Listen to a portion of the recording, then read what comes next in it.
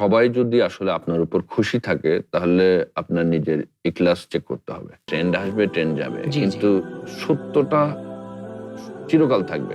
এই যে এখন যারা দিন মানে ইসলাম মানে সত্য মেনে চলে, ওদেরকে খ্যাত বলে, বেকওয়ার্ড বলে গালি দেয়। জি, তো একজন যুবক এই যে উপহাসের মধ্যে জি। নিজের আত্মবিশ্বাস কিভাবে ধরে রাখবে?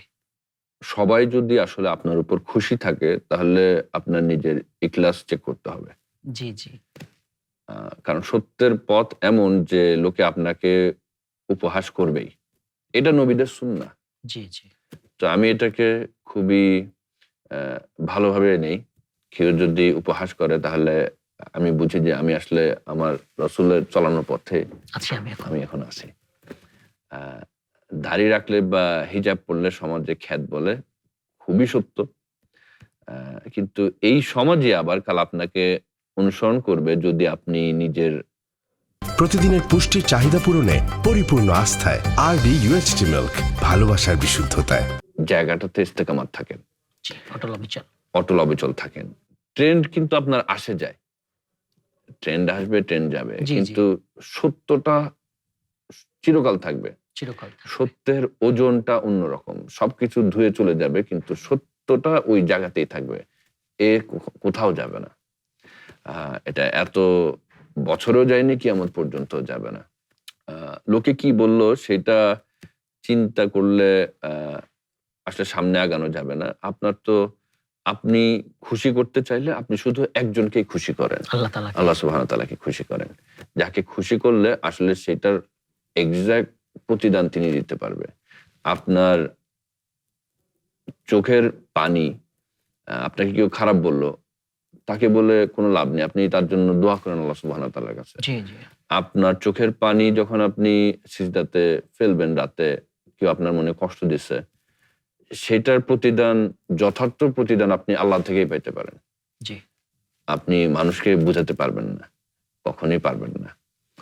তো কুরআনে আসছে যে আল্লাহ সুবহানাহু ওয়া তাআলা বলছে অপরাধীরা মুমিনদের দেখে উপহাস করত।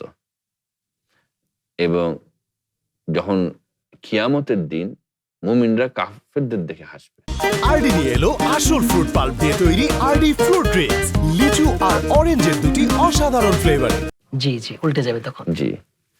তো আমরা চাই যে আমাদের ভাইরা যারা আসলে প্র্যাকটিসিং না অথবা বুঝতেছে না, কোনো না কোনোভাবে আসলে তারা শয়তানের ধোঁকার মধ্যে পড়ে ধোঁকার গেছে। মধ্যে আছে। তো পর্দা আমরা পড়ে আছে। জি, আমরা সবসময় দোয়া করি যে তারা যেন দিনটা বুঝতে পারে। আমার মুসলিম ভাইরা যারা অলরেডি প্র্যাকটিসিং তারা যেন দিনের পথে ইস্তেকামাত থাকতে পারে। আধুনিক হওয়ার চেয়ে আমরা আল্লাহর কাছে প্রিয় হওয়ার দিকে গুরুত্ব দেই। আল্লাহর প্রিয় হলেও আমরা আধুনিক হব না তা কিন্তু না। না, এক্সাক্টলি। আমরা আধুনিকতার সাথে মানে আপনার তো জীবনে চলার জন্য আ বিভিন্ন নতুন জিনিস আবিষ্কার হচ্ছে যেটা আমাদের সময় বাঁচাচ্ছে। জি। সময়ে যে বেঁচে যাচ্ছে সেই সময়টাকে আমরা যেন আল্লাহর ইবাদতে ব্যবহার ব্যয় করতে করতে পারি। পারি। এখন অনেকে আবার ভাবে যে ইবাদত মানে শুধু সালাত আদায় করা, শুধু আল্লাহর হকগুলা। আল্লাহর হকগুলা। বান্দার হক, হুকুকুল ইবাদ। জি, জি, জি, জি। তো আমরা যদি আসলে এই যে চলাফেরাতে জ্যামে বসে থাকি ঢাকায়, তা বিশাল সময় পার হয় জ্যামে। চলে, কিলি হয়ে যাচ্ছে। জি।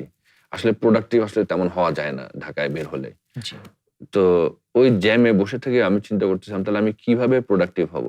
রাদার আমি যদি একটু নফল করে যদি আল্লাহর একটু কাছে যেতে পারি তো বসে, বসে জিকির করা। হুম। তো দেখা যায় একটা ভালো অ্যামাউন্টের জিকির জ্যামেই হয়ে যায়। কোরআন পড়লাম, হাদিস পড়লাম। এখন যেকোনো তো কিছু। স্মার্টফোনে কোরআন আছে, জি, হাদিস আছে। জি। মাসলা মাসাইল পড়লাম। এক্সাক্টলি। জি। তো উপহাস করবেই। আমাদের বুঝতে হবে যে তারা তো বুঝতেছে না। জি, এখন জি। একটা ধরেন এই বয়সে হুজুর আমাদেরকে যদি এটা করতো না। জি, যদি ক্লাস 2 এর একটা ছোট বাচ্চা কিছু একটা বলে না বুঝে, তার জন্য কি আমি মন খারাপ করব? এই আরকি আমরা চেষ্টা করব তাকে বোঝানোর। That's it. হাসান তা, আপনাকে অনেক ধন্যবাদ। আমাদের মূল্যবান সময় দিয়েছেন, সুন্দর আলোচনা করেছেন। জাযাকুমুল্লাহ খাইর। ওয়া জাযাকুম।